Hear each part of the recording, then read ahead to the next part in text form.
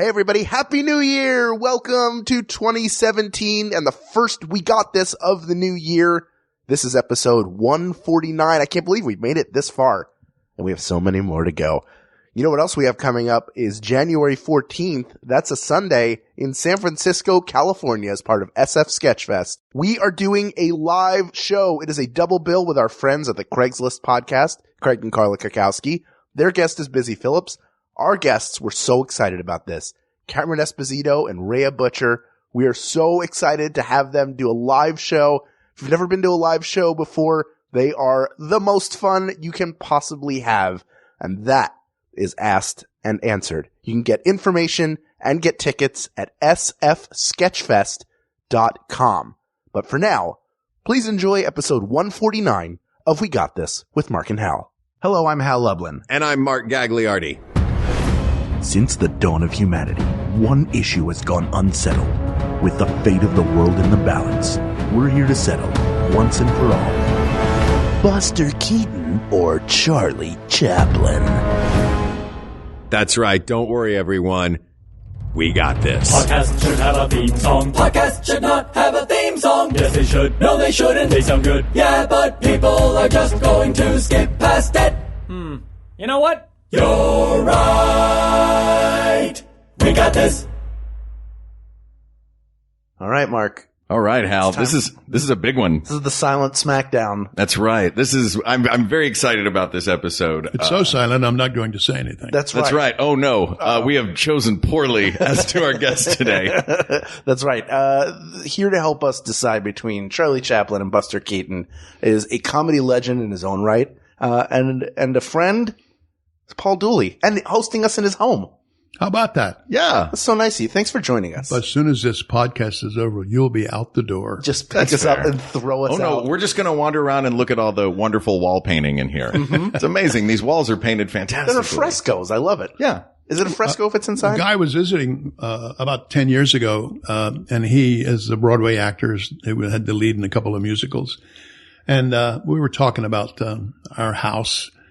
And he said, I just redid my grandmother's kitchen. He lives out here, but he works on Broadway, and he's also a set designer. She said, I would like it to look like a kitchen in Tuscany 100 years ago. So I said, give us that. So this is what he did. He did a fantastic job. It's rag painting. Up in the corners. Sure. There's a bird up there. There's a butterfly over here. I do feel a bit like I'm in Disneyland. Very, very, the colors of like a sienna, you know, that sienna color. I love it. Well, thank you for having us here. He did the mural too. I hope you folks listening will appreciate the mural. I don't even need to describe it. I think everybody who's listening knows what it looks like. You all can see it right now in your mind's eye. Yeah, they all know what Tuscany looks like. Yeah. Exactly. So Charlie Chaplin and Buster Keaton, you're a huge fan. I reached out to you and said, what are the things you want to discuss? He said, I love silent comedies, particularly Buster Keaton, but also Charlie Chaplin. All of them. So, tell me about your relationship to these two comedians and silent comedy in general.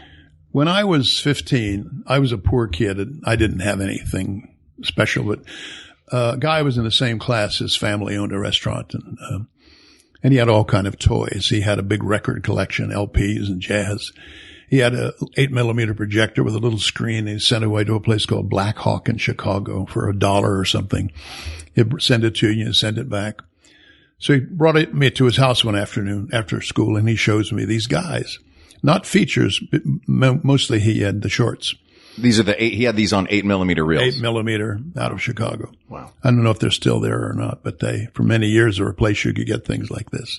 So I saw Keaton, I saw Chaplin, I saw silent Laurel and Hardy, silent W.C. Fields, because he did some silence as well, Harry Langdon and Harold Lloyd. And rating them, I thought, I like Keaton best, Chaplin next, to Harry Langdon, whose movies weren't very good all the way through, but has some great set pieces in it. And he's absolutely fabulous playing someone who seems to be like 4 years old. And I put the mental age of Harry Langdon as 3 or 4 years old and Stan Laurel at maybe 12, I give the mental age of people like Adam Sandler, what's their mental age? Yeah. Or Mike and Elaine are like 100, whatever. Oh, yeah. They're way up there.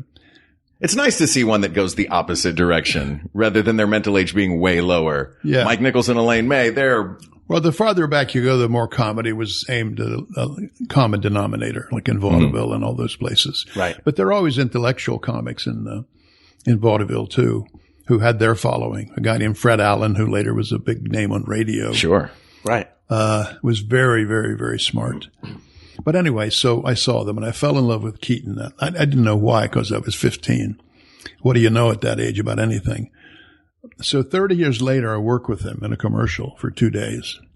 And what could be better? Because all through that time, I'm collecting his films and showing them to friends and recruiting people who don't know his work. Sure. Creating Team Keaton. Yeah, absolutely. And not too long ago, went out to Piqua, Kansas, where he was born. It should be pronounced Piqua, but it's Piqua to them. Piqua. Yeah, sure. But he was born there, but he's just passing through and born one night. This And he was on this his just way. happened to be where the family was. And they weren't even in vaudeville. They were in a medicine show. Mm-hmm. They weren't even as good as vaudeville might become. But anyway, I went back and a guy named James Caron, who knew Keaton well, invited me back there, and I was expected to do a little speech, so I did.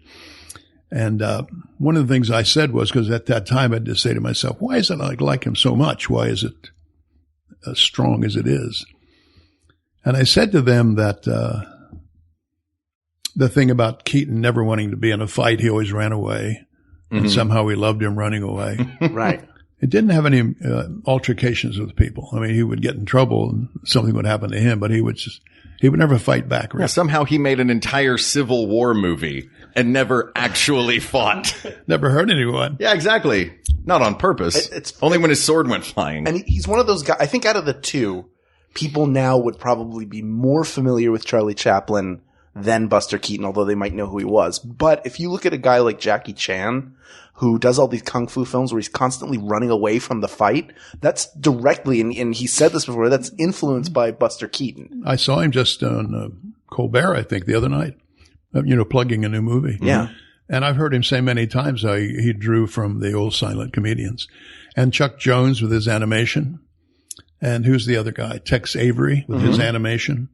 They all looked at that stuff. The Roadrunner learned things from Keaton, how to run away and run into a wall or whatever it was. So what did you learn from Keaton? Well, I don't know if I learned it from him, but I've always been a minimalist in terms of comedy. Mm-hmm. I felt if you could, if there was a scale, I used to call it a Colgate scale, 1 to 10, back in the old radio days for some reason. If you can get a 10 laugh and you have to do a lot of work for it, it's a bigger victory if you can do less work and get a 10 laugh. And actually Chaplin, like most people don't realize this, both of them are just slapstick artists who fell down or threw pies or whatever. Right. Well, the truth is both Chaplin and Keaton were smart enough to do a big gag, and the next thing they do is just very infinitesimal, like lifting an eyebrow or something with the smallest of gestures, because they knew that a big gag followed by a big gag, and it's a losing proposition. So you do smaller gags, medium size, then a few big ones. But they understood that. I don't know if I got it from him, but it's probably why I was attracted to him, because when I started performing, I would always want to do less, and instead of aiming down to my audience, aim above them and let them come up there. And if you lose a few laughs, so what, But when I did this show recently down at the Fringe, I got a kind of an epiphany. It was the theater's called Sacred Fools, and it was on Santa Monica Boulevard and Lillian Way. A block away on Lillian Way was his old studio, now a parking lot, with a brass plate on the street saying Buster Keaton's old studio. Wow. Then the stage manager told me that in the building we were in years ago was not a theater, but a series of offices, and Buster had his office there, not on the set, but another office. So all these coincidences and me being so nuts about him. Then she told me that the last night, she says, sometimes the staff say they see the ghost of Buster Keaton here. Wow. Do you think the ghost of Buster Keaton saw your show? I hope so. I hope he liked it. Yeah, me too. I'm sure he did. So then I say a thing in my one-man show. It made me think a lot about it. And so I say, in spite of everything else, I knew there was something more personal about Buster Keaton. It was some sort of a connection. And I said, my father was a man of few words, and I show a picture of my father looking very depression grim. Yeah. As everybody looked at a picture. Yeah. Old pictures are always very serious. There aren't a lot of very happy depression pictures. Yeah. No. Because they think it's a big deal to be in front of a camera. Right. And you have to look your best. And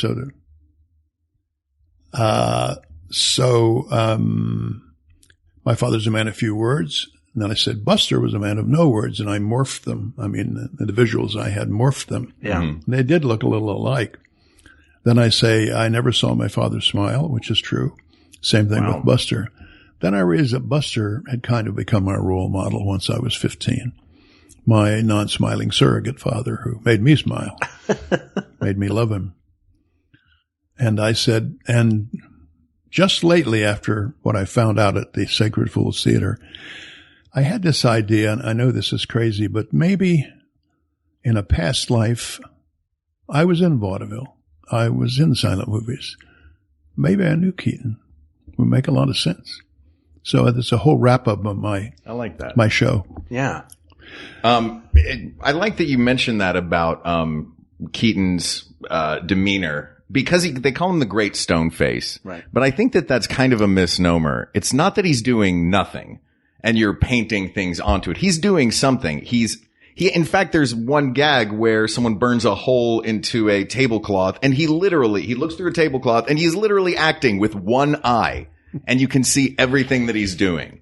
Also, his body was we think of actors using their eyes and their mouth as expression, things to make an expression. Yeah. But if you really in command of your body, you can make all kind of, you can say all kind of things with your body.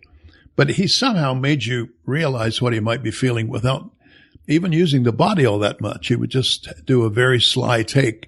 He never did a double take. He did a lot of single takes. There's a wonderful moment in the General where he sidetracks it. One of the cars in the train, and gets in a sidetrack and he runs and gets back on the engine. Now he looks out the front and that thing is back again. He sidetracked it off on one side. Now that's in front of him again, a boxcar. And he just does a take, which is nothing. It's like. Just stares and sees it. But you get everything. How'd you folks like that? Yeah. Yeah. Oh yeah. You gave our listening audience the Jack Benny moment right there. I think you guys all saw it. Similar to the fresco. You can the audience knows what's going on. You know what you saw.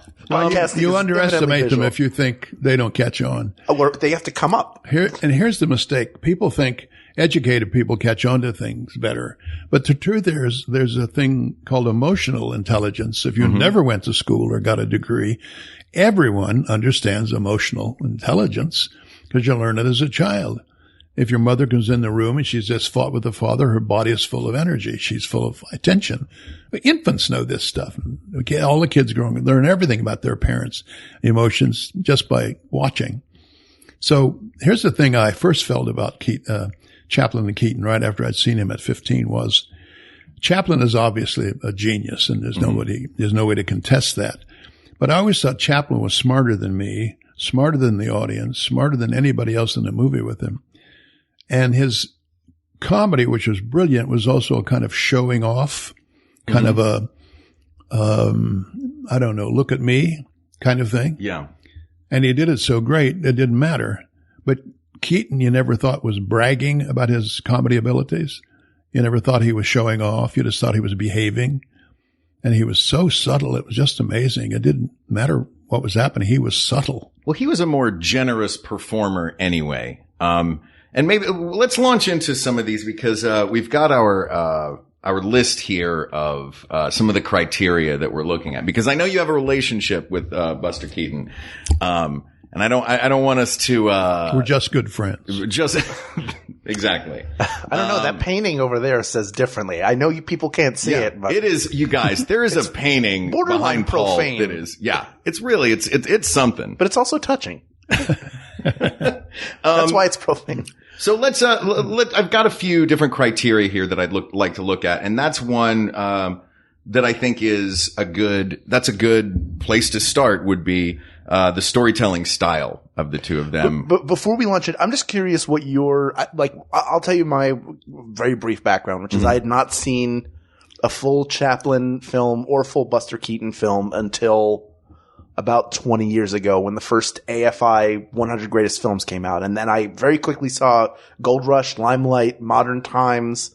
I went and watched The Great Dictator, and then that got me into, I should go watch Buster Keaton. So I watched Sherlock, Steamboat Bill Jr. Two of my favorites. Yeah. I mean, it's as somebody who's always grown up a huge fan of comedy, it's interesting to go back and see, even if they didn't invent some of the bits they were doing, they were taking things from the vaudeville circuit and bringing them to a wider audience and sort of etching them in.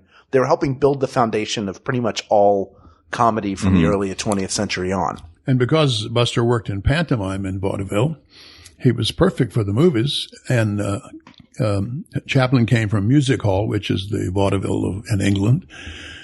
He was part of a group called the Mummers, which was a young group of young boys who did pantomime sketches. They already had their training for silent movies. It was perfect. Yeah. You know the story about, it really touches me. I always choke up when I talk to people about Keaton. He has become the star of his own family's routine. He used to be the three Keatons, and he became, Buster Keaton with, Joe and Myra. And eventually became Buster Keaton, had his own vaudeville act and pantomime because the father was an alcoholic, and eventually they weren't together. Well, it's tough when you are, because he was thrown around the stage so much that they had put a luggage handle into his costume that his father could pick him up by. And if you've been doing these physical bits since you're 3 years old. Yeah. And it's in your DNA. If your dad's drinking right before going on stage, it's like, come on, man. Like, we got this well-timed comedy bit that we do. You can't be getting drunk and then trying to do our timing. Well, there are stories that Joe, his father, got mad at a drummer and threw his kid at him. Because he's used to throwing him with the handle on the thing. Another time he threw it at a guy in the front row. He just, he was used to that. Another way they build the act was Buster the Human Mop. I saw that. And the most dangerous act you'll ever see was one of the father used to stand on a table. Buster put it in one of his shorts. Stand on a table and had a very long rope with like a medicine ball on the end of it or something. And he would swing it and let the rope out until it had a very, very wide ranging arc. And Buster's job was to be hit by it or miss it.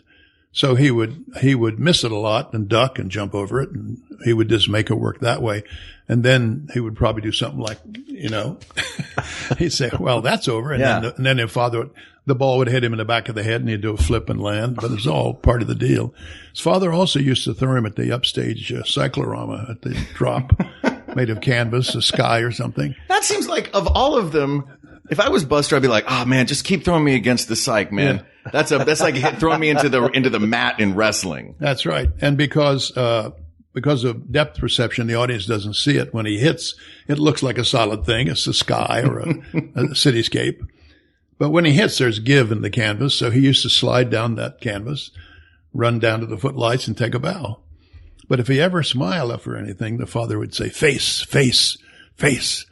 And so he talked him into, invented the fact that he didn't smile in his comedy. Because it worked for him. He learned it got more laughs than if he was laughing that's along. Right. Although, whenever I started doing stand-up, I would never smile or laugh at things.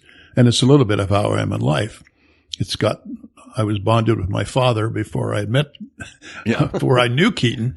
But bonding with the both of them, I have a kind of a tendency to be a deadpan comedian. So I like to do less and less and less. Smaller the better. Well, it's working right now. Yeah. You guys, his face has not moved this entire time. In fact, he looks like he's mad at Mark. He might be angry at me right now. I'm pissed at both of you. Oh man. Me? Well, let's talk a little. We've talked about Buster Keaton's early years. Let's talk a little about. I smile because I'm talking about Keaton a little. There you go. Let's talk a little about Chaplin's early years. Chaplin was my jam growing up. I've always been a huge Charlie Chaplin fan. Did you dress up as him? I did dress up as him for Halloween one year. It was the best Halloween costume I ever did. We had a pizza place where I grew up, and that would play old Charlie Chaplin shorts. Charlie Chaplin and Our Gang and some Keaton as well, but it was the Chaplin one specifically, just in the kids' room at this pizza place. It's very smart to have a enclosed glass soundproof room to put all the kids in, play old silent comedies, and then the grown-ups can sit out and eat. And they love pizza Laurel buffet. and Hardy too. Oh yeah. They had They're a the real best. renaissance back in the 50s and 60s on television because they need product during the day, you know. Yeah, But kids loved that. They were just the perfect entertainers for kids. They were dumber than kids. Sure. Finally. Laurel's about 12 and Hardy's maybe 13. That's right. Yeah, not much older, but it does make him the smart one of the pair. Yeah. But I thought, pound for pound, those two guys are the most lovable, affectionate, least violent or least mean of any comedian, because the underbelly of almost all comedy has a certain amount of hostility in it, especially in nightclubs. But those guys are just two guys who would irritate each other, but they loved each other. You could just see it. Yeah. And they were like, they were described by Ollie as we're two peas in a pod, you know, and no one will ever be the wiser. Yeah. It's always, it's another fine mess you've gotten us into. Not another fine mess, and now I'm going to punch you in the face for 5 minutes. No. And also, here's another little thing that in my crazy mind about comedy I've arrived at, which is the perfect time to talk about it. I noticed that most of the comedians I like have a way of not wanting to leave the stage or not wanting to leave the frame of a movie. They don't just leave. There's no just leaving. They want it to be more important. They want an exit line or an exit moment. So Buster, before he ran, would always put one leg out horizontally first. He would just put one leg out and then run. Chaplin, of course, did the thing where he goes around the corner on one foot. Jackie Gleason did that move where he claps both hands, puts his elbows out, and puts his leg up and kicks. And away we go. And that's an exit. Then they extrapolate it to Fred Flintstone, who turns into wheels on his feet. But he doesn't leave right away. The wheels stay there. Then he goes. Then he goes. Sure. Pepe Le Pew, or the cat that Pepe Le Pew was chasing, always left a little smoke cloud. So they all picked up on that. Probably wasn't articulated as a kind of penultimate move. Then I started thinking, it's what the villains in the old melodramas used to do, where they say, you must pay the rent. And they wouldn't just say it and leave. They would say that and take their cloak and throw it across their shoulder and give that a beat and then go. So it was this next to last thing you did that got you the exit hand, so to speak. Well, anyway, the first time I ever had an overcoat, this is in college. I had my dad's overcoat. He didn't need it. He got a new one, and I wore it to like a formal event. And all I could say to everybody was, I feel like with this, I should throw one piece over and say, there's no Christmas this year, and then just throw it off and leave. Like it's baked in. And if you want to really look important, you don't put your arms in the sleeves, you know. Oh yeah, do it you like that. Drape it over you. look, we don't have the same classy old clothes that these guys had. No. And watching these movies, there was one thing that I realized: a hat was way more than just a thing that you wore out. The fact that you wore a hat outside and not inside meant that the hat could be used to get out of a situation politely. If I'm talking to you, Hal, and I'm like, and I grab my hat, you know I'm about to leave. Yeah, that's right. And also someone can hand you your hat when they want you to go. It's the equivalent of the, off you go then. Well, Bill Irwin, We don't have that anymore. Bill Irwin, the great clown that I met on Popeye, because he did that movie also. One of the bits he used to do, which is not his, it goes way back in clowning. It might even have been in silent movies, is you drop your derby or your top hat. And then as you go for it, you use your foot to kick it away. Yeah. But the audience doesn't notice the foot because you're reaching for it. Yeah. They're looking at your arms. And he put that gag in Popeye very early in the first few moments. Listeners, if you have not ever seen Bill Irwin, please see some Bill Irwin. He's one of the world's greatest. And to watch him walk down the spiral staircase that he keeps inside his trunk is one of the more impressive. He not only goes down it, he makes a turn and goes down further. That's right. Unbelievable. I have something you guys should look at. When Altman met these guys from San Francisco, they were part of a thing called the Pickle Family Circus. It was a little homemade circus without animals, but, whatever they had, it was. And 3 clowns were the stars. One was Bill Irwin. One was a guy named Larry Pisoni, and another was Jeff Hoyle. And they were all, Jeff Hoyle's parents had been in a music hall when he was a kid. And they were all true old-timey clowns. And they got cast in Popeye. And my point is that after that, the other guys stayed around San Francisco and did mime, and they probably made a few dollars here and there. Right. But Bill went to New York, and Bill had always studied dance, and a lot of his comedy has dance in it, movement, which is so graceful. You see, it's interpreted. It's one of the antecedents of it is dance, because it's graceful.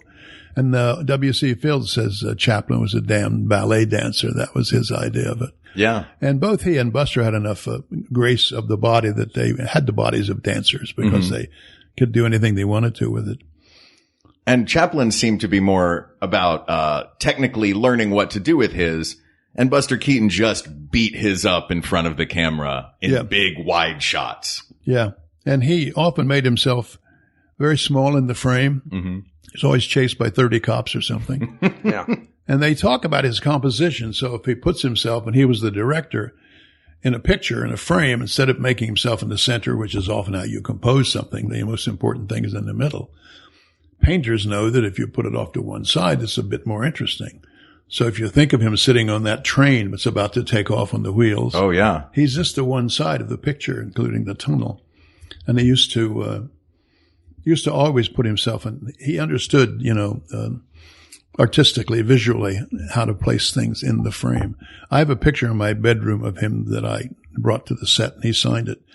He's in a kind of a parachute rig, and there's wires coming down or ropes coming down, and he's hanging sort of upside down with a helmet and boots on. It was from actually a talking picture, but I found it somewhere, and it's in sepia tone, so it's a great-looking picture. So I brought it to the set on the second day of our commercial, and he signed it. But he could have signed it anywhere, but he signed it on a diagonal to match the lines of the, of course, the parachute coming down. That's how his mind works. Artistically, he knew that's how you signed it. Well, you look at him standing on top of the engine in The General as well, with that perfect lean that he's got, and in Steamboat Bill, that perfect. Mm-hmm. Whether or not his body is leaning, his posture is always wonderful. Yes. And you remember how he leaned against the wind in Steamboat Bill? Yeah. And he's jumping in the air to get ahead of the wind, but he goes back. He jumps in the air, tries to beat the wind. And that's the thing where he falls into a bed and the bed takes off with the wind and goes all over town. Yeah. And it's also where the front of the building falls and the top window falls perfectly around him. Yeah. But he does a bit in college.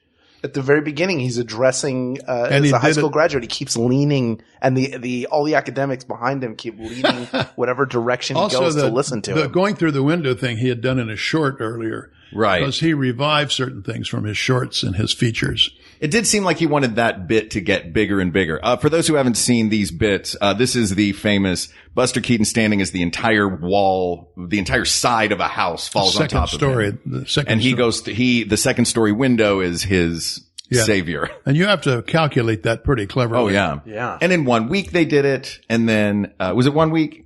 I think so, yeah. And then this just epic half of a house falling on him in Steamboat Bill. Now they do it with CGI. Sure. Yeah. And that was what was great about. It looked like a heavier building. Yeah. I feel like, we came here to decide between Chaplin and Keaton, and I do keep finding myself going, the great thing that Keaton does is, so let's try and dive into, some of these differences.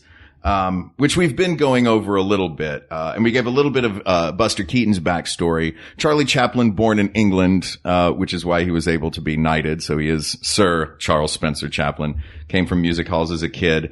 He predated Keaton a little bit. He started at Keystone in 1914 and then annually got a better contract and made better movies for about 4 years. 10 times as much. He could go from 100 a week to 1,000 to 10,000. To eventually $1 million salary with First National Pictures. Yeah. Wow. And then created United Artists in 1919 with Mary Pickford, Doug Fairbanks, and D.W. Griffith, who distributed Keaton's work. Right. Do you know, let's talk about the relationship between them. Yeah. While we've talked a little bit about their backstory. Well, people don't talk about them being pals so much. I'm sure they know each other, and I'm sure they were the same events together, and I'm sure they talked business if they were going to be distributed by United Artists. But I don't see, occasionally there's a picture of the two of them together with other people. Right. Socially. And Chaplin did borrow him and used him in Limelight in a very small scene. Right. I understand there's more footage of that than actually ended up in that. Man, I thought that whole movie I would just watch the two of them in a dressing room for an entire movie. Yeah. Yeah. Of course, I could watch Al Pacino and Robert De Niro in a diner for an entirety of Heat as well. There was a Life magazine article when Limelight came out, which I cut out I was even 40 or 50 years old, whatever it was. But I'm still like cutting things out of the magazines and newspapers about certain people. And Chaplin was in the dressing room in Limelight, and the collar came up to here, and he's hiding behind a collar, and he's sticking his head out. He's mugging to himself in the dressing room, and I found it a great picture because he's really playing with it. Yeah. These are guys that would look at a thing and not see what everyone else saw. Absolutely. They would see a million possibilities. A friend of mine is Donovan Scott, who was in Popeye playing Castor Oil, who's Olive Oil's brother, who's a clown and studied commedia with a teacher up near San Francisco. And he said when the guy teaching commedia would teach the comedy, he would give an actor 3 props. Here's a ball, here's a stick, and here's a piece of paper. Go in the room there with your partner, come back with a routine. So they all had to go in there and say, what are the properties of a ball? What can it do? What can be done to it? What can you do with the stick? How can they interconnect? And that was how those Lazzi, as they called them in commedia, are put together. Just what you hand them anything, you can make something funny out of it if you know what you're doing. Even 2 forks and dinner rolls? That's right. Like Chaplin did in Gold Rush? And he used to do that. He used to do that at parties before he put it into the Gold Rush. Oh, so many of his bits seem like things that he just would waggle his eyebrows at girls and then goof around with. And they eventually wound up in his movies. Well, as did the girls. He was as funny in his dinner parties as he was anywhere else. Yeah. He was the star of his own dinner parties, because he's so inventive, he can do anything. Let's take a look at some of the golden age masterpieces for each of these guys. Chaplin's lasted a lot longer. Chaplin, his beginning with his shorts, 1917, probably when the greatest of his shorts, up through 1940, The Great Dictator. Would that be fair to say that's Chaplin's golden era? Yeah. And in The Great Dictator, sound was already in, so he did a little sound effects, but he didn't really do much dialogue. Yeah. And until the final scene with him as the dictator dancing when he finally made the big speech. Yeah. Yes. To me, one of the differences between the two, and we'll get into this in a little bit, is to me, I associate Chaplin with satire, and I associate Keaton with parody a lot more. Which is not to say one is better than the other. It's just that's where my mind goes. Yeah. And The Great Dictator is the perfect example of great satire being done in the very moment when it was probably needed the most. Sure. Modern Times is a satire on modernity. And then absolutely, Buster Keaton is doing things like he's making fun of with the Playhouse. He's poking fun at the producer Ince, who puts himself in every role. So Buster Keaton plays every role in that movie. And is way ahead of its time to do that. And he created some of those shots that hadn't been used before, showing himself get out of a car 6 times. Which is, if you watching that, to think about the fact that movie was made. And you don't see any cuts. They were doing it with mats over the lens. Really? You know how you put a mat in there and you block off something? Mm-hmm. He would have a mat, and then another mat would be further in, and another mat would be further in. But I didn't even understand it, but I know it's done. I know it's like, I know they do that magic trick with filament. I have no idea how they do that magic trick with filament, but that's what they use. So let's talk about, we've touched on the parody and satire. Let's talk about the legacies of each of these two. Well, I think in the last 10, 12 years, Keaton's had a bit of a renaissance. Mm-hmm. You may have noticed, you're younger than I am, but there was a time when they were both simultaneously working They were both known all over the world. They didn't, they could be in an Eskimo village. They could be in Africa. They could be in South America, Tokyo, anywhere. Because they didn't have a language barrier. And they were all very, very, very well known worldwide, including Laurel and Hardy and even Harry Langdon and Harold Lloyd. And to take him aside for a minute, he never impressed me as a funny guy. He always seemed to me be good at doing tricks and falls and physical effects and climbing over on the side of the building. Right, but course. it never left me with the idea that he's a great comedian. But of course, there were great jokes in there because he had guys who wrote for him. And he's walking down the street once and one of his films, and he got his hands up, and there's a guy behind him with a gun. And there's a turn in the road, and he goes off in the turn, and the guy walks through a field of corn or something. I mean, the turn itself makes the guy go the wrong way or makes him go the wrong way.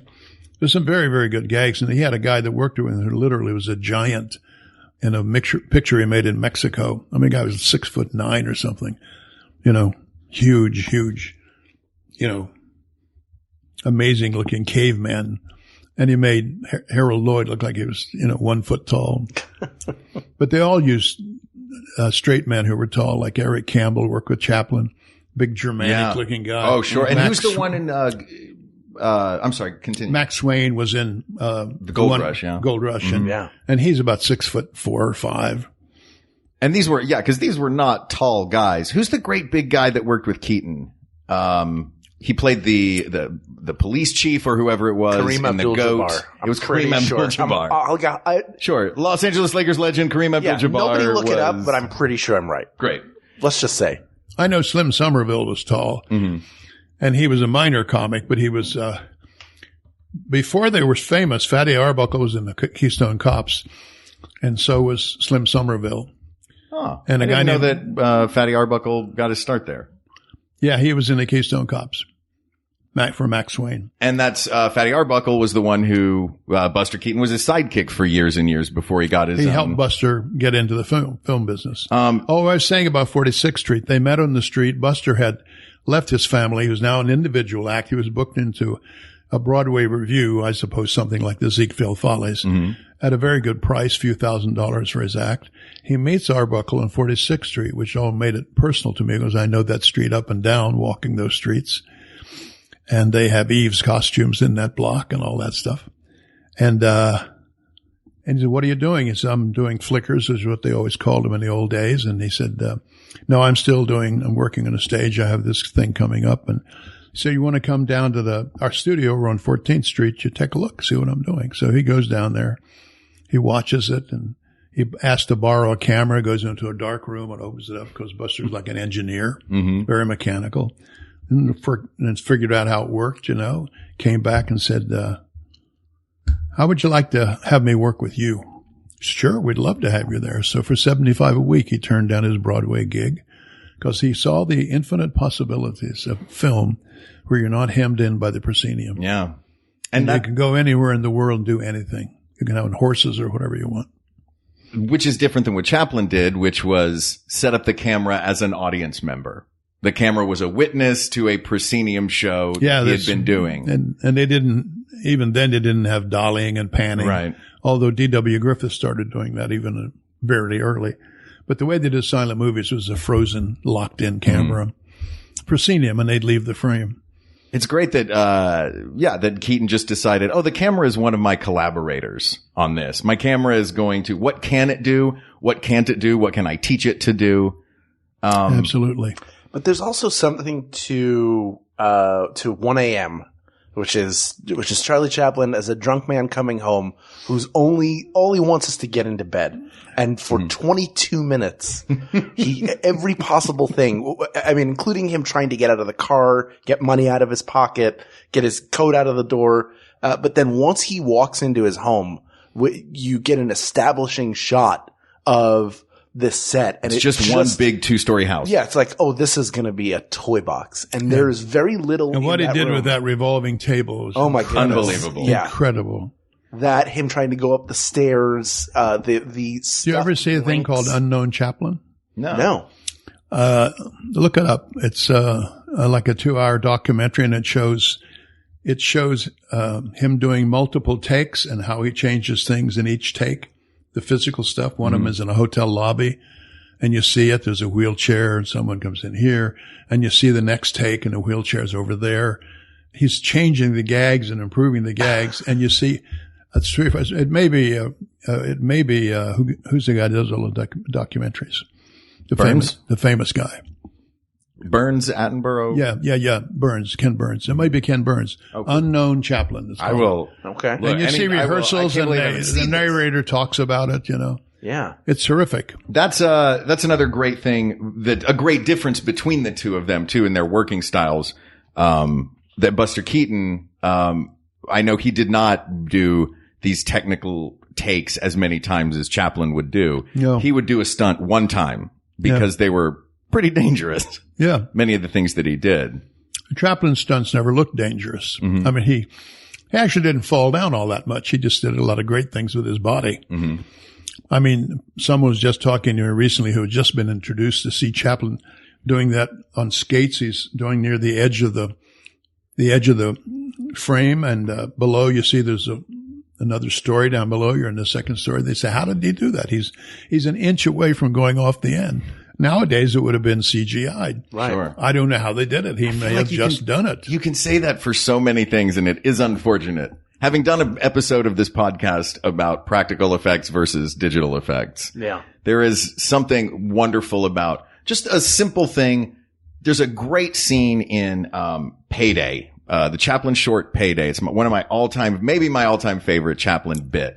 Do you remember with the bricks where he's a bricklayer? Yeah. And it's just, he's on the second floor and two guys on the ground floor are tossing bricks up to him, and he's not looking. He's catching them and laying them perfectly. Catch it behind him, lay it perfectly. In 10 a second, he's doing this. He's catching him with his knees. He's catching him with his butt cheeks. He's catching him with his feet. He's also a juggler, because he's juggled in his pictures. I saw him juggling turkey drumsticks. Oh, and well, I didn't realize watching this until someone said later, oh, they just ran that backwards. It's just Chaplin has a wall in front of him, and he is putting a brick between his knees and dropping it. He's just throwing bricks that were laid perfectly in front of him and down behind him. Well, there were things they did beautiful. Backwards to make it work, but the audience would never realize it. Yeah, because this was still at a time when movies were magical. It's interesting to see in college, Buster Keaton gets accosted by a bunch of bullies who put him in a blanket and start throwing him into the air. And so they would slow the film down to keep him in the air longer. And you have to sort of be looking. For the first time, I didn't notice, and then I started concentrating on it. But yeah, there were all sorts. Because they had no digital effects, they had to use whatever tricks they could to pull off bits and certain things, because they weren't doing a ton of wire work. Now, they can't just keep him in the air. They have to roll the film to a crawl almost to do it.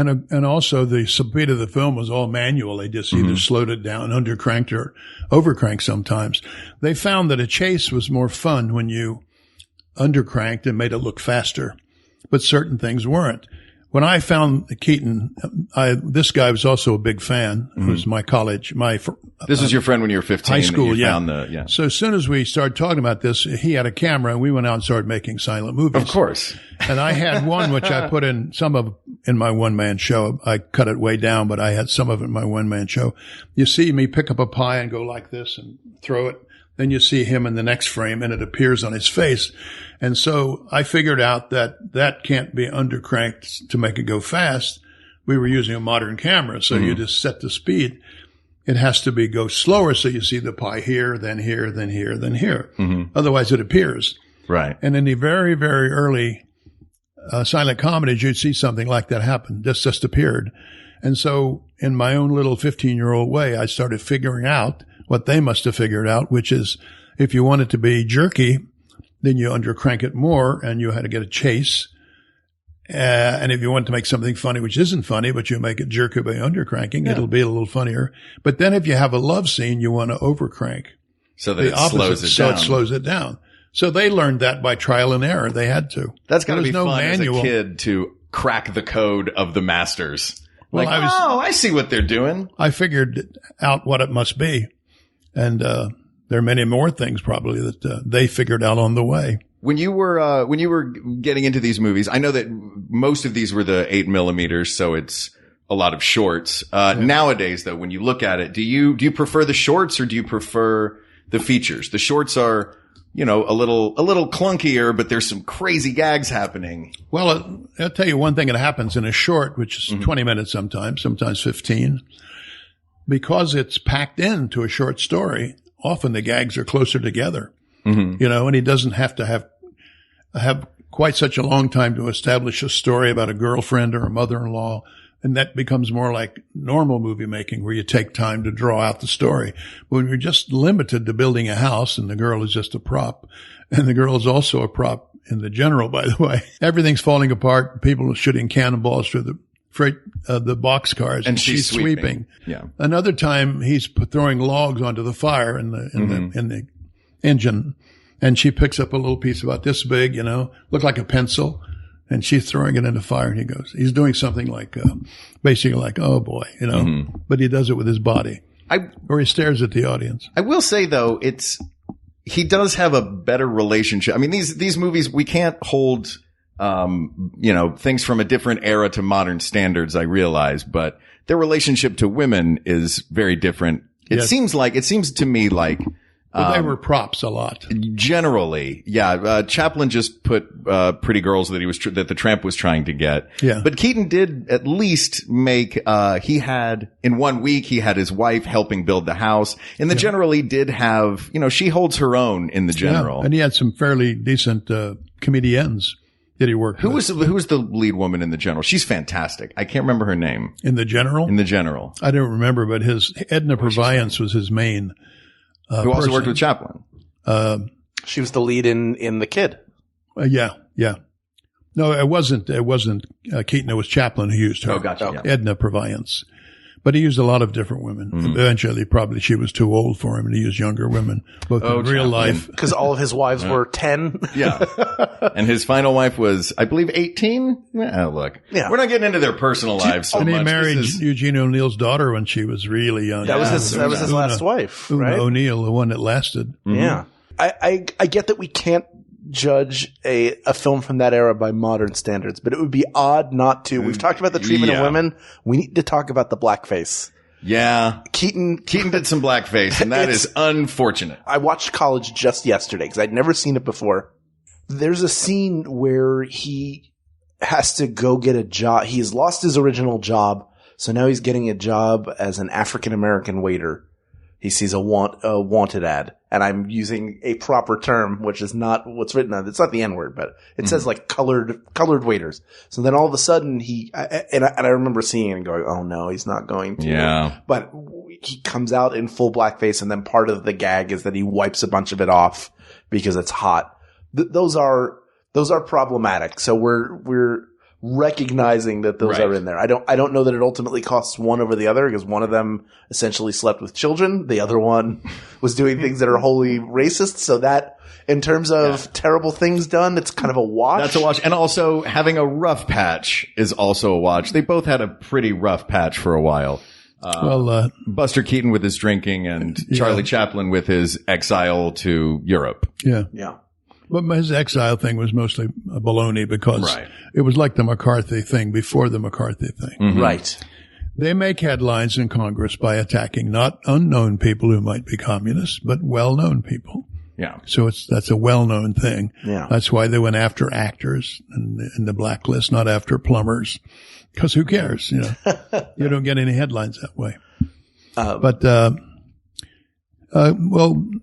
Since it was accepted, even though it's a terrible idea, it was very accepted. On Broadway, the maids would be played by a white person in blackface. I remember you can't take it with you. To look at it now, we can all three sit here and go, weird. That's appalling. But at that time. So since we are stepping back and looking at these two guys, let's step back now and look at how their impact on the world. I mean, it's pretty much impossible to argue that Chaplin made less of an impact globally than Buster Keaton did. It feels like Chaplin was the one that the masses went crazy for, and Keaton is the one that the film buffs went crazy for. And it's happening to this day, I hope. I hope the masses are still loving Chaplin. But even at the time when Chaplin was so big, Buster caught on really big too, and it wasn't just intellectuals or film buffs. It was, I would say he was about 80% of Chaplin's fame. Oh, wow. Yes, because his films were making money all over the world. And he made about that giant mansion that his wife took from him. The villa, which she took from him. And not only got the kids, but changed their name from Keaton. That's rough. Wow. And he's a famous man. He's like a Chaplin. And didn't let him see them. So maybe no wonder he was drinking. I think he was a real natural, easygoing guy. Says, okay, I want the house too. Okay, you can have the house. And he wasn't making movies anymore. She was one of the Talmadge sisters. The least talented of the three, from what I hear. Natalie and there was a funny one, Norma, a dramatic one, and then her. I think Norma Talmadge and Natalie was his wife. But anyway, he had a hard life basically. Look what happened to him as a kid. There's something else I wanted to mention to you, because my friend James Caron, whom I became very friendly with recently, especially when I found out he knew Keaton very, very well and later in Keaton's life, told me he was at Keaton's house out in the valley, I believe in Woodland Hills, and they're in the backyard playing cards or something. Keaton loved to play cards. And they hear a horn honking in the front of the house. They go outside. There's a limousine. I'm going to drink some water. Sure. Does it sound like Tallulah Bankhead? Was it Tallulah Bankhead that was famous for that had that, now it's coming to me that it was her, the bishop bit at I think it was at St. Patrick's Cathedral. Did you ever hear this story? The bishop's walking down the aisle. It was a famous old comedian. I don't remember who it was, but she was one of these like greats. She had the bishop's coming down in his mitre hat and swinging the incense. And she hops up out of the aisle and goes, "I love your hat, honey, but your purse is on fire." Which is one of my favorite. No, that sounds like her. Yeah, I think it was Tallulah Bankhead, because I was just talking about that the her other day. dialogue was like a drag queen dialogue. Yeah, exactly. That kind of thing. I love She was very, very, she was very funny, and at a certain point she got very big on radio because she could do jokes well. And her stereotype was that she was mean or put down men or whatever it was, but she was actually a good actress. She did a lot of Broadway shows. She was in, I believe, in Lifeboat that Hitchcock did. She did a number of movies. Oh, I was going to tell you, horn is honking outside Buster Keaton's house. He and Jim Caron go out front. It's a limousine. Out comes Jacques Tati. I don't know who that is. Oh, well, he's a famous visual comedian who came along 25 years later, and you should look him up. Okay. So he approaches them. He doesn't speak English. They don't speak French. And he kisses Buster on both cheeks and tells him, in effect, I'm sure, when I was just a little boy, I watched you and I wanted to be like you. And so that's what I did. And then he hops in the thing and leaves, and neither of them understood the language, But to me, he was not great. But if Chaplin is like a 10, he's like a 3 or 4. But he worked in sound movies with virtually not speaking. And he was a very, very good physical comic, and his gags were just like the gags in their movies. Jacques Tati, T-A-T-I. And he made about 4 movies. And I don't know what happened to him. But his movies, somebody was saying, "Oh, wow, Chaplin's back again," or "Keaton's back again." But he wasn't quite as good as them. But for someone who's hungering for some silent comedy. Yeah. So I started working on a trajectory of what happened to silent comedy. How come when sound came in, nobody could still do silent comedy? It seemed that way. So there's Chaplin, Keaton, and those guys. And then 25 years later, Jacques Tati. Then 10 or 15 years later is Marcel Marceau. And then you get Bill Irwin, who is very, very talented at the same thing. And he told me himself he's mostly influenced by Keaton. Then recently, in this little list of every 20 or 25 years something happens with a great visual comedian, I realized that Michael Richards is in that group. He is absolutely great at using his body. He is an impressive physical comedian, that guy. That's right. Yeah. And if he had lived in that time, he might well have been a silent movie comedian. And he also, you talked about making an exit.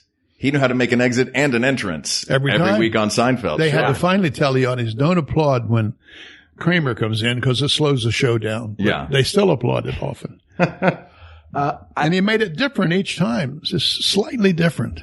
He would come in and then be a little slide of the feet. You know, he'd land and then he would move. So very, very, very skillful.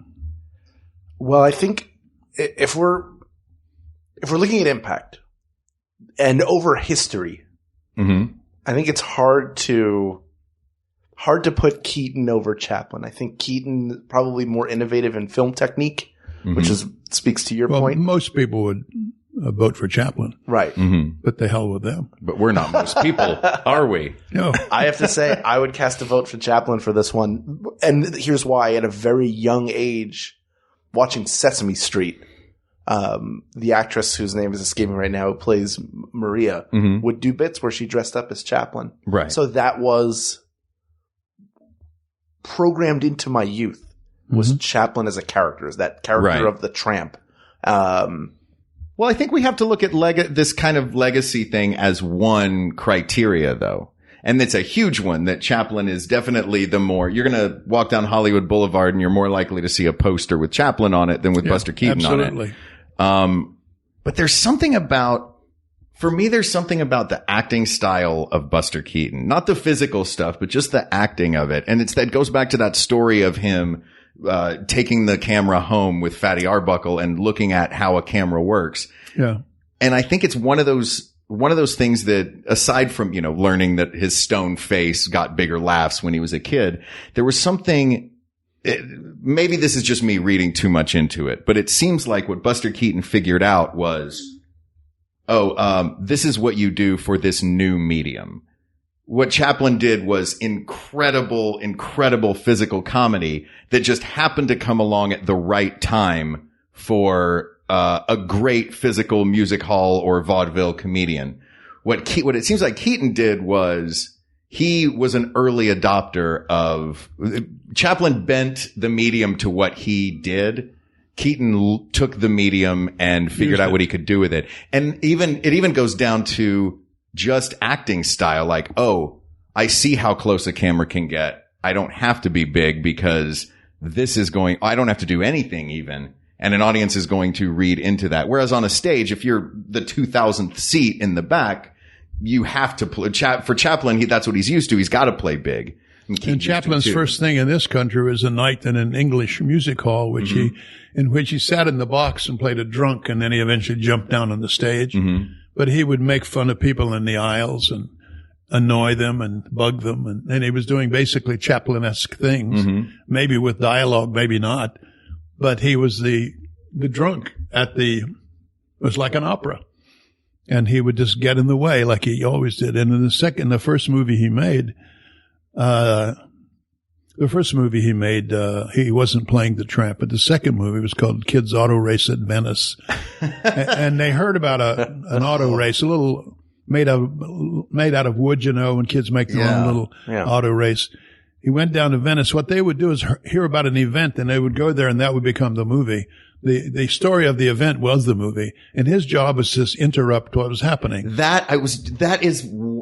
I laughed when you mentioned that movie because I forgot those bits. It's just just Chaplin trying to get in front of the camera that's shooting the kid auto races. And they simple. probably didn't know he was not just a tramp. Yeah. Because I forgot about how it wasn't like they're looking for cameras. He was just interrupting everything and playing with the onlookers and getting in the way of the things. And I haven't seen it for many years, but that was his first tramp. And the other one, it was called, I forget what it was called, but he wore kind of a drooping mustache, and he had a tailcoat with a Chesterfield collar. And he was a dandy in this first movie.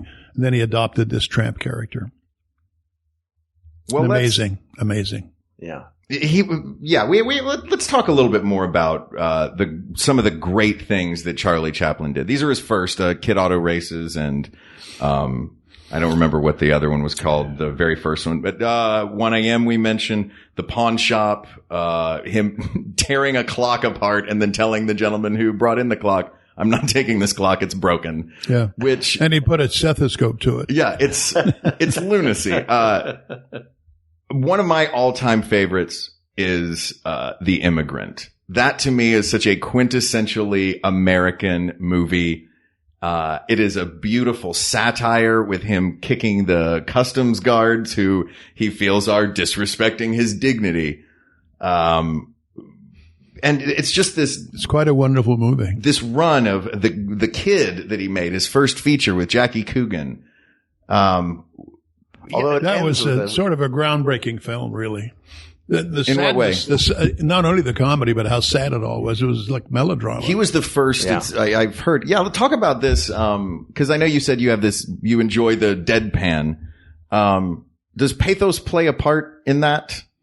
Well, he knew how to use pathos. If you'll think of him at the end of the one where he's touching his lips and the blind girl is inside. City Lights. In City Lights. Yeah. City Lights, yeah.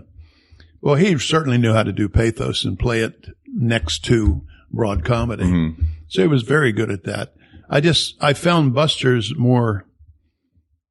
less maudlin. If you wanted to look at it a certain way, you could say Chaplin's great at pathos and you could say it's maudlin. Yeah. Well, he was a ham. He had that Victorian sentimentality to his work that's right. That Keaton just had his, no, this, and that comes, again, that's what it comes back to me is. In a funny way, Keaton knew what to do in front of a camera. Buster didn't aim as high as he did, say, in City Lights. He was aiming high to have a comedy with a lot of drama and a lot of pathos. Buster's stories are a lot simpler. Well, but you were mentioning what a good actor he was, and I always think of that when I see him. Mm-hmm. And since most people think a slapstick comedian is always doing physical things, most of his movies start so simple you can't believe it. Oh, yeah. He leaves home and it's raining and he's got an umbrella with his mother. Mm-hmm. I forget which movie it is. College. Yeah. And it gets flipped upside down.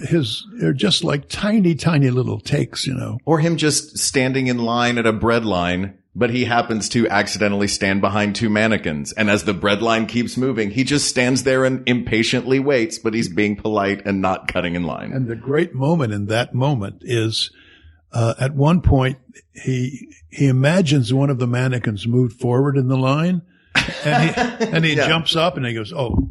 And you think for a split second, he's just realized that they're mannequins. Oh, never mind. He just thought one of them moved when he didn't. He thought one of them moved. I have to say,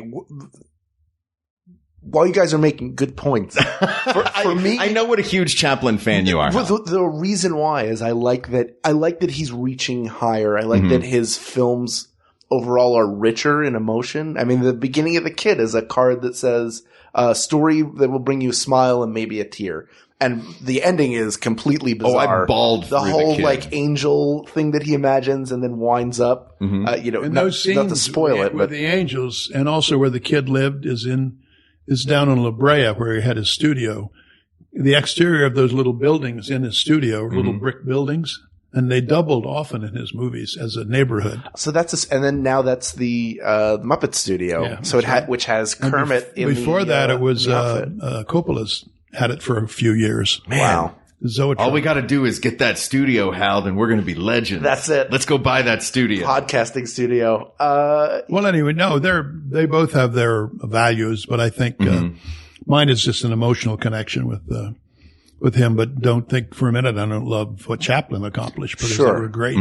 Although Limelight was a little maudlin. Yeah, Chaplin does have the bigger. His golden age, like we were talking about before, 1917 through 1940, where Keaton's golden age was really just 1920 to 28. He did all of this. He was Beatles style. He did this fast. I think he did 8 features, maybe. I don't know for sure. So but Chaplin did The Lady from Hong Kong or something, and that was terrible with Marlon Brando and Sophia Loren. Chaplin had a rough And The King of New York, he reached a certain point where doing a sound movie, he didn't really do it well. Right. Yeah. He always showed his actors how to do everything because he was a genius and they always did it. He'd act out the parts for the actresses, act out the parts for the villains.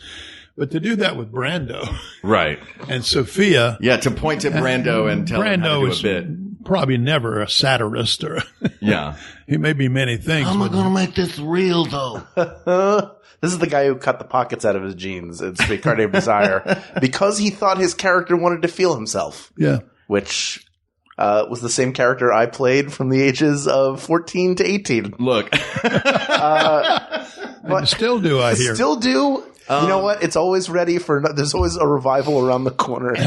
One of my favorite jokes from vaudeville from burlesque is a comic standing supposedly on a street corner, and he's bouncing on his toes, and he has his hands in his pockets, and he's kind of, as he bounces, his pelvis goes forward. That's the kind of a look it is. Mm-hmm. This jaunty, jolly, as Mel Brooks would say. And the guy comes along and says, "What are you doing?" He says, "Nothing, I'm just hanging around." You can't just hang around in today's world. You got to do something. You got a job. Where you work? I don't work. I don't have a job. Well, you got to have some kind of, I work I help my father. What does he do? Nothing. It was like nothing. Sure. I did this routine in college with Don Knotts because I got it from burlesque. And, but at some point he says, here you are, a grown man. You don't have a job. Do you have a family? No family. You don't have a wife? No. I mean, you're worth nothing. You waste your time. Why should you be here on earth? You're standing here with your hands in your pockets. And the guy said, "Who's got pockets?" And the movement he's making is translated as not pockets. Yes. Did you just say that you and Don Knotts used to do that routine in college? Yeah. He was in my college. He was a senior. I was a freshman. What college was this? West Virginia University. And already he was an accomplished comedian because when he was drafted, he told them that he had been an entertainer as a kid from 14 or so. In fact, he had a ventriloquist dummy. And he also did magic tricks. He could juggle. I learned this later after he got back. But in the Navy, in the Army, they luckily assigned him to special services, which means he entertained people for 2 years in the Army. USO show kind of thing? Yeah. And there was a guy became a movie actor later named Mickey Shaughnessy, who was a big guy. And they put them together because they were like Mutt and Jeff. Sure. But for 2 years, he honed his craft as a comedian. Man, that is, if you're going to get drafted, that's the way to get drafted. Yeah. So, we were both interested in comedy sketches and seeing comics, but there weren't many people coming through West Virginia in clubs or anything. So, we go to Pittsburgh, about 40 minutes away, just over the border, and we go to the burlesque house. And nobody in school would think we were going there to see the comics. They'd say, yeah, sure. Sure, you ready for the Playboy articles? for the articles. Yeah. But they really were pretty boring, these strippers nowadays. They had no drama, Compare them to a pole dancer now. There were nothing. But we'd watch the comics. And on the way home, between the two of us, we reconstruct the sketch and write it. Because if I didn't remember a joke, he'd remember it. We had pretty much had the whole thing. And then we would do it at fraternities. Because even though they weren't really filthy or anything, they were suggestive, so you wouldn't do it to a mixed crowd. But, Sure. But we did quite a few of those things. And he wrote lyrics too. He was in musicals in school. He'd write lyrics or somebody writing the melodies. And he was in a lot of plays. And so I know him just for that one year. But That sounds like a fun year. Like, yeah. roll to some Pittsburgh burlesques with Paul Dooley and Don Knotts. It sounds like a fun weekend. He had a high voice. Was married in college to a different woman than he had later named Kay. I'd call up and I'd say, "Hi, is Don there?" And he'd say, "Hello." I'd say, "Is Don there?" He said, "This is Don." "Oh, I'm sorry. I thought it was Kay." But I did it every time I called. Of course. Him. By the way, My Year with Don Knotts is a great name for just a play. So the first thing he showed me was this thing. You take a coin like a quarter and you make this move here and you take it in your hand and you go over there and it's gone. And Vintage magic. Yeah. And it's called the French drop, but you would never mention the word drop or they'd know you're dropping it. Sure. But what sells it is not doing like that, but putting a thumb through, because you feel if the thumb is in there unconsciously, that thing is. That's going to catch it. That you drop it in your palm and you make that move. And, I learned that from him. That visual magic trick we just saw is as amazing as this mural. Oh, yeah. You guys. How did you like that, folks? No, I went away and practiced 50 times and came back. He said, "Well, you're not supposed to do it better than me." But also he could juggle and I got a lot of ideas from him. He's an amazing performer. And I think in the tradition of Chaplin and Keaton and what they did, not so much as performers, but because he was a brilliant physical performer and no one could do a take like Don Knotts, but also in these long takes. That's one thing that was great about the Andy Griffith Show, I thought, was that their scenes were long and they breathed and their takes were long. They would do masters, just do a wide shot or a two shot and not keep cutting. And that goes back to these two guys. And that was a beautiful thing about, what's the old line? Is it comedy happens in a wide shot? I'd heard that and I loved it. It's better off because you can use your whole body. Yeah. You wouldn't want too many close-ups if you had Chaplin and Keaton. Sure. Their body's part of it. Years and years ago, maybe when Steve Allen did The Tonight Show, Fred Astaire came on. And the TV was new. They was learning how to be TV. So Fred Astaire is doing a dance on the Steve Allen Show and The Tonight Show. And the camera would cut to the bust shot, him and his shoulders. Oh, then go back to the wide, then come into a tight. You never needed the tight. No. Yeah. Unless he needed a break, then he could just stop dancing for a second. But you don't want to watch, with Fred Astaire, never watch anything but the whole body. Yeah. Right. He is his whole body. I mean, I thought, what are they cutting in for? Even then, I didn't know what cutting in was. But I said, why show a close-up? If anything, show his feet. Right. Just do a close-up of his feet the whole time. Anyway, then you wouldn't that's be when sure they it were was just him. learning that if they didn't change the shot every few seconds, the audience would get bored. So Right. That's what they did. Welcome to the Texaco All Foot Review. Can you guess this celebrity?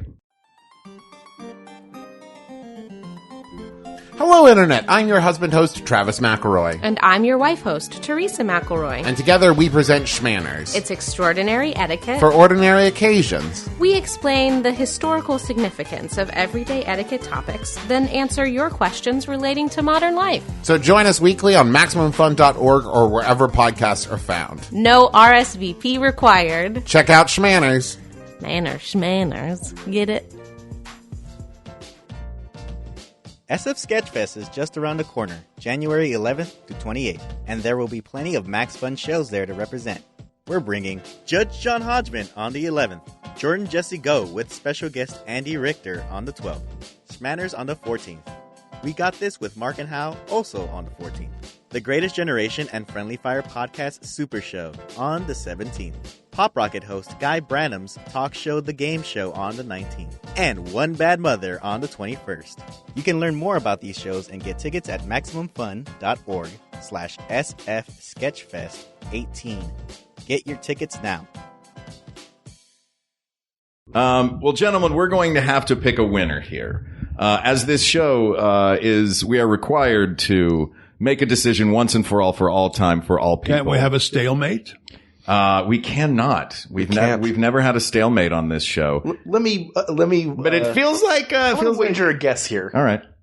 I want to see if you're agreeing. Maybe with I me. should break the tie. I feel like you are saying it should be a stalemate because no, it should be Keaton. Because you love Buster Keaton. Yeah. But you feel that maybe what is your favorite is not necessarily the best head-to-head. Am I wrong? Well, it's hard to separate that. If a guy hits you emotionally and you admire his style, and it doesn't matter if one guy made 12 features and one guy made 9 features. Sure. It's I vote for Keaton. You vote for Keaton. And you guys can disagree, but, there's the door.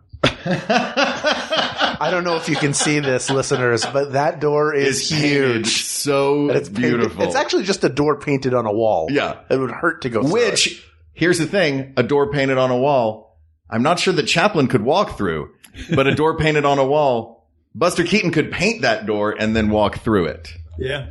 Well, one of the old gags in vaudeville, I've seen it done, I think, both by Chaplin, Keaton, Laurel and Hardy, and Abbott and Costello, is you draw a picture of a hook on the wall and hang your hat on it. Oh, it's fantastic. Yeah. That's got to be centuries old. Oh, yeah. Or just stick your cane to the wall and then hang your hat on the crook of your cane. Well, but Buster Keaton did those beer commercials where he would draw the keg and draw a spigot on it and then pour beer out of it into a glass.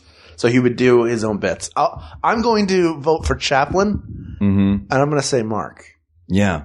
Are you going to let Paul bully you at this table in his home? So this is tough. This is tough for me. It's rare that it comes down to one person's decision. I guess it's rare that it comes down to my decision. It is. I think we should agree. Right. Might be a flag on the play here. Right. Are you intractable? You will not move off of Buster Keaton. Only if you guys are intractable. I realized in this, I came into this and have always been throughout my life a Charlie Chaplin fan. I had never really delved into Buster Keaton as much until I started prepping for this episode. And in so doing, I think that Charlie Chaplin is, like W.C. Fields said, the greatest, the damn ballet dancer. And his what he could do physically was mind-blowing and amazing and beautiful and heartbreaking, and the pathos that he brought. But for me, the deciding factor for me is that Buster Keaton did it for a new medium.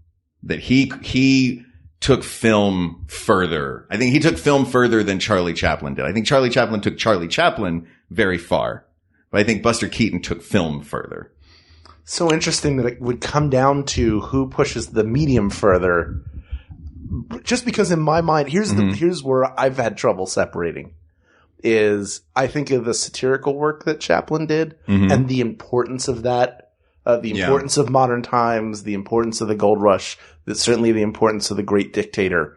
And I guess it really is. This is like chocolate that is 69% cacao versus chocolate that is 69.5% cacao. They're both brilliant in their own way. Right. However, I recognize at this table. Wait, but you have in the past said that dark chocolate tasted like homework. No, you said that. Oh, did I say that? Yes. I knew one of us did. It's too funny I for don't me listen to have to the said show. it. It was you. I'm willing to cede to Buster Keaton. I feel like, as wonderful as Charlie Chaplin is, I feel like Buster Keaton is in a head-to-head matchup, which, by the way, no one should ever do, and no one will ever do again now that we have done it officially once and for all. In a lot of ways, what we do is a public service. Yeah, it's the most important thing. People don't want to make these hard decisions, No. but we do it for them. That's right. And that's why we win this episode. Wait, no, Hal, you still have to do it. All right, fine. People of the world, first of all, for those of you who are not familiar with the great comedians of the silent era, why not start with some Buster Keaton and some Charlie Chaplin, the two grand masters of it all? And you can find on YouTube, you can go on Amazon, you can find their work everywhere. And it's worth watching their shorts and their feature-length films. And Chaplin is the name that most people know. Robert Downey Jr. didn't play Buster Keaton. But French Stewart did. But Donald O'Connor did. Did you see the play, by the way? Stoneface? You guys see this?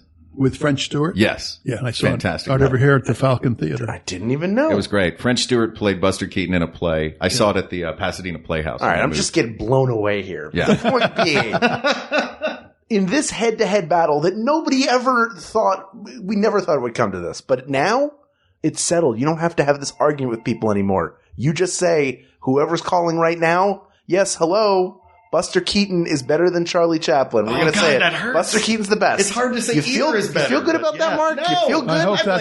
I hope that's not Chaplin. That's the ghost of Keaton saying, good job. Hey, I just came over from the theater. By the way, if the subject were which would be a scarier ghost, the answer would be Buster Keaton. That would be the scariest ghost. That stone face just floating by the light bulb. No ghost light can keep him away. For my one-man show, when I wanted to say that people at that theater said they sometimes saw the ghost of Keaton, I said to Donovan, who's my editor, he's a great video editor as well as my friend and is a comedian himself, find a picture online out of the many, many pictures of Keaton who looks a little bit like he's a ghost. We found a picture from a film, and I can't even remember what the film might have been, but I think he's holding a magic crystal ball, so it looks like the light's coming up like this. We just cropped out the magic, the crystal ball, and he looks like lights coming just up. Just the ghost of Buster Keaton. It looks like a ghost, and I put it in the show. Oh, man. Well, there you go. The silent ghost himself. The ghost Stoneface? Stoneface. I'm losing it. Stoneface ghost. Point Want is, to hear a couple of moments of trivia? Please. Yes, I please. not only did a commercial with Buster Keaton for 2 days, I shook hands with Chaplin, Really? and I made a comedy album with Cassius Clay. What comedy album did you make with Cassius Clay? Was this the Not yet. Tooth Decay? It's called I Am the Greatest. Oh. And naturally. Mm-hmm. Yes. Of course. And my guess is that William Morris glommed onto him because if they can get someone like that, they can handle him if he's a movie star, Sure. if he writes a book. So it's an all-purpose. And he seems like the type of guy that's going to go into all of those media. Yeah. I once signed a contract with him just out of Second City, but it said something about that I belong to them basically for any medium yet to be invented. Because they had so much trouble with people on radio. Right. But you don't have me for television. So now they put in their any medium yet to be invented. And they've now added in perpetuity throughout the universe. That's right. The universe. That's right. Thanks, Rick Kent, for in adding case there's that. a new medium on Mars or something. Well, Anyway, when that I think voyage- they had a lot of comedy writers at William Morris. They had Cassius Clay. They said, hey, let's put some of our guys to work for him. And so they got 3 people from Second City, Minor Kolb, myself, and Eugene Trubnik, and we played the sketches with him. And a lot of them are like Shakespeare because he liked to do flowery poetry. Is this available still? Is this I in don't print? know, but the writer called me up. I hadn't heard from him many 25 years. He said, just put it on a CD. I'll send you one. So I have it somewhere, but I couldn't locate it right now. Wow. Well, everybody go on a scavenger hunt. We're going to find this out. Chaplin he came to New York on his way to Hollywood to finally get his Lifetime Achievement Award. So it was After he 77? No longer persona non grata. And he stopped in New York. Well, I was working at I don't know if you know this, but I created the electric company. I was the We head did know writer. this. We were talking about it in the car on the way Yes, we over. were. And we're So some there was big a- electric company fans. There was a lady there who worked there, an older lady. She's about 65 or so, and she was an archivist. And she would get us certain stock shots or film clips and things if we needed them. So she says, I'm going to a Chaplin film tonight at Lincoln Center, which is across the street from our offices. You want to go? I said, sure. She said, it's the kid. And everybody's going. It's going to be a big thing at Lincoln Center. So I went, and I'm sitting there waiting for the film to start. And I hear the audience buzzing. Didn't quite understand it. And then a man with white hair walked in and got in one of the boxes. Realized that's the man himself. Wow. When the show was over, she said to me, he's going over to the mayor's house and I have a ticket for a reception at Mayor Lindsay's house in New York. And so I went and I shook hands with him. And I'm walking along the line, shaking hands with the mayor and his wife. My ear is on Chaplin. And he says the same thing to everybody I heard. How nice of you to say. So whatever they said to him, obviously that worked. I love your films. And nice of you to say. You married young women. How nice of you to say. But anyway, that was a big thrill, even though it was only one moment with a brush with greatness, as Letterman used to say. Well, thank you for this brush with greatness to get to sit down and talk with which you about one of this us is topic. great? Oh, that's you, Paul. Oh, okay. Hal, no, he's fine. I mean, look, if we were not doing great. Paul Dooley versus Hal Lublin, Yeah. it would be a tough call, Hal. It would be a tough one. I don't think it would be. In that case, we'd put Buster Keaton. Yeah. We picked it's Buster Keaton. again. The answer is still Buster Keaton. Well, it's been a pleasure, Yeah. guys. Yeah. You've done it all, Paul. Including working with me on public radio. A lot of radio. Yeah. We did a lot of radio together, Yeah. but, What was that character you always did? It was kind of seemed like a 14-year-old. oh, Jimmy DiPetro. Jimmy DiPetro. Yeah. I was just talking with David Feldman, whose show it was about that. But, 2 years older than Stan Laurel. 2 years old. Yeah. Jimmy DiPetro's like Well, by the way, 5. you can't see it on radio, but if we're off the air, thank you. There you have it. The answer is Buster Keaton, asked and answered. This topic is settled, but there's so many others, and we want you to send them to us. So email us at wegotThisPodcast@gmail.com, or go to our Facebook group, facebook.com/groups/wegotThisPodcast. Or check us out on Twitter, at We Got This Tweets, or visit the Maximum Fun subreddit. As always, thanks to our musicians, Jonathan Dinerstein and Mike Furman, for our score and theme song, respectively. Thank you to producer Ken Plume, researcher Kate McManus, graphic designer Uri Kelman, and QA engineer Jen Alba. And of course, to you, our listeners. For Hal Lublin, I'm Mark Gagliardi. For Mark Gagliardi, I'm Hal Lublin, and don't worry, everybody. We got this. We got this. MaximumFun.org. Comedy and culture. Artist owned. Listener supported.